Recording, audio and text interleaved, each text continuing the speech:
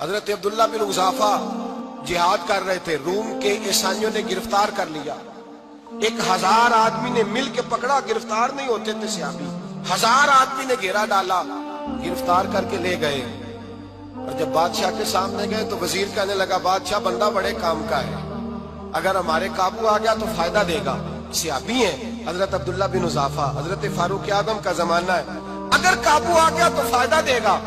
بادشاہ کہنے لگا کیوں، کیا خوبی ہے؟ کہنے لگے ہم 1000 آدمی تھے، یہ اکیلا قابو نہیں آ رہا تھا، 1000 آدمی تھے، اگر ہماری فوج میں شامل ہو گیا تو بہت بڑا جرنیل ملے گا۔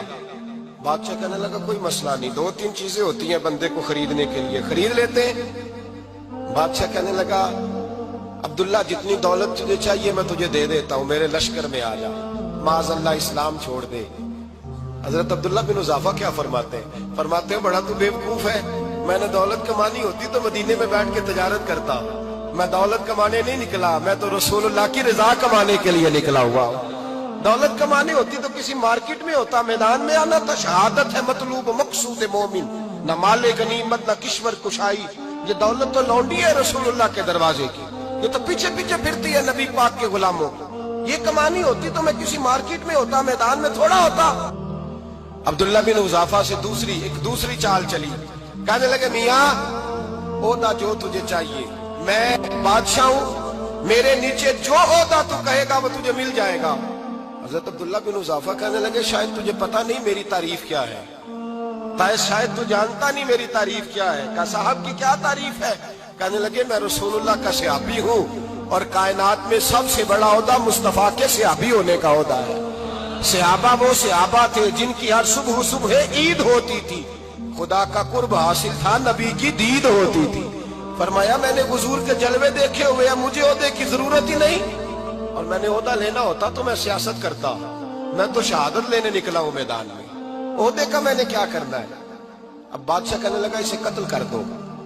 وزیر کہنے لگا نہیں، ایک بات اور ہے، مجھے ایک چال اور چلنے دو۔ کہا وہ کیا؟ کہنے لگے میری بیٹی بڑی خوبصورت ہے، مجھے موقع دو اپنی ہی بیٹی کو سجا بنا کے، وہ جوان جس کی جوانی اتنی بڑی ہے کہ 1000 آدمی مقابلے میں کھڑا نہیں ہوتا، اس جوان کے کمرے میں رات کی تنہائی میں بنا سوار کے بی بی کو بھیجا۔ بی بی کہتی ہے میں ساری رات بن سور کے اس صحابی کے کمرے میں بیٹھی رہی، لیکن یہ کیا شخص تھا، ساری رات ہی مصلے پہ بیٹھا رہا، ساری رات ہی، کچھ دیر تھک جاتا تو یہ کریم رسول پہ درود پڑھنا شروع کر دیتا۔ بی بی کہتی ہے سحری ہو گئی تو میں نے چھو کے دیکھا کہ انسان ہے کہ جن ہے، یہ بندہ ہے کہ فرشتہ ہے، چھو کے دیکھا، کہنے لگے پیچھے ہٹ جا۔ میں نے کہا میں نے تو سنا تھا تو 1000 کے مقابلے میں ہے، اور تو اتنا بے حس ہے کہ بنی صبری دلہن بیٹھی ہے، تو نے نظر نہیں کی؟ عبداللہ بن حذافہ، بی بی کہتی ہے نظر پھر نہیں اٹھائی، نظر پھر جھکی ہوئی ہے۔ کہنے لگے بی بی میں مجبور ہوں، اب میرے اوپر کوئی حسن نہیں چلتا، میں نے جلوہ بدوحا کا دیدار کیا ہوا ہے، اب میری نگاہوں میں جچتا نہیں کوئی، اس لیے کہ جیسے میرے سرکار ہے ایسا نہیں کوئی۔ کبھی بھی اب نہیں کسی کا میرے اوپر جادو چلتا، میں نے مصطفیٰ کو، اور کہا ذرا پیچھے ہٹ کے بیٹھ، مجھے میرے رسول نے غیر محرم سے بچنے کا حکم دیا ہے، ذرا پیچھے ہٹ کے بیٹھ۔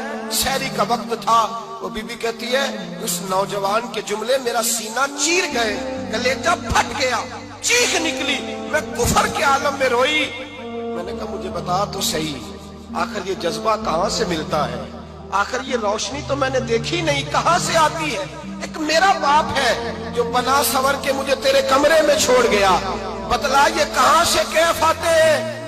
عبداللہ بن حذافہ کہنے لگے اگر کیف لینا ہے تو بھی میرے مصطفیٰ کا کلمہ پڑھ جا، آجا دروازہ رسول پہ جھک جا، مل جائے گا۔ سویرے دروازے پہ باپ آیا بیٹی سے رزلٹ لینے، دروازہ کھولا تو بیٹی نقاب پہنے باہر آئی، باپ کہنے لگا کیا بنا؟ کہنے لگی پیچھے ہٹ جا، تو غیر محرم ہے، کافر ہے، میں مسلمان ہوں۔ اس نے کہا کیا ہوا؟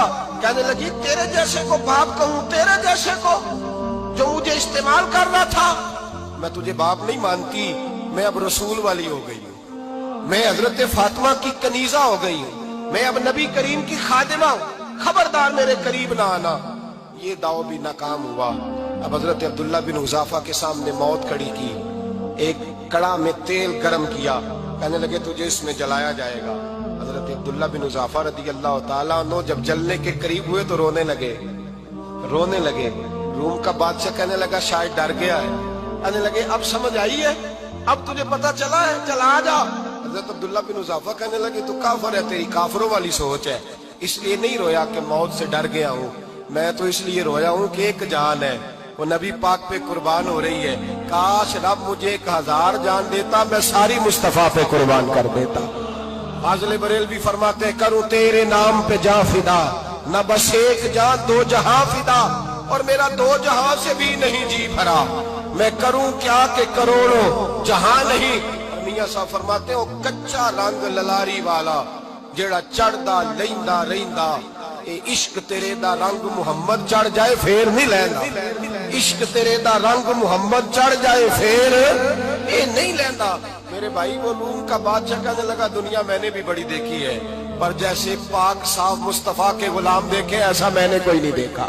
ओ भाइयों, नजर पाक हो, रूह पाक हो, मिजाज पाक हो, फिर इंसान बड़े बड़े काम करता है, फिर वो मुहिम्मात को सर करता है, फिर वो सिर्फ एक घर के लिए नहीं, वो मिल्लत के लिए फायदेमंद होता है, फिर वो घरानों को लेकर चलता है, फिर वो बड़े बड़े मुआशरे तश्कील देता है। मेरे रसूल करीम सल्लल्लाहु अलैहि वसल्लम ने पाक साफ ज़हन के लोग तैयार किए।